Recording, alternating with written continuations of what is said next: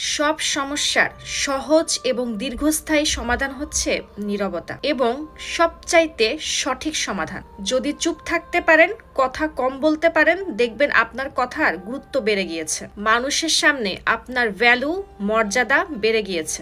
আজকের দিনে চুপ থাকা অনেক গুরুত্বপূর্ণ। মনে রাখবেন, চিৎকার করে কখনো সমস্ত প্রশ্নের উত্তর দেওয়া যায় না। চিৎকার করে কখনো মানুষের মন জয় করা যায় না।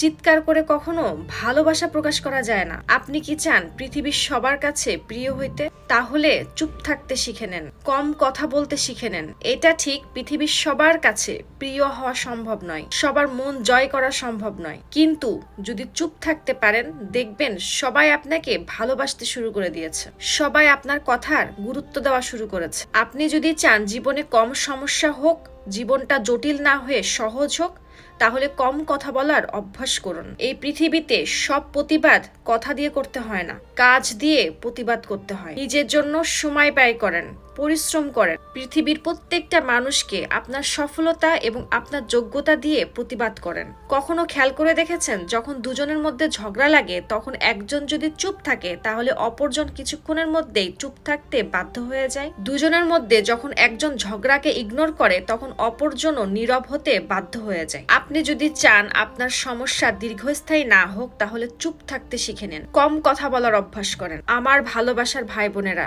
যদি কখনো কারোর দ্বারা অপমানিত হন, তাহলে কখনো প্রতিবাদ করতে যাবেন না। জীবনে কারোর দ্বারা যদি প্রতারিত হন, তখনও প্রতিবাদ করতে যেন না। মনে রাখবেন, এই পৃথিবীতে সমস্ত প্রতিবাদ মুখ দিয়ে নয়, ভাষা দিয়ে নয়, কিছু কিছু প্রতিবাদ কাজের মাধ্যমে প্রকাশ করতে হয়।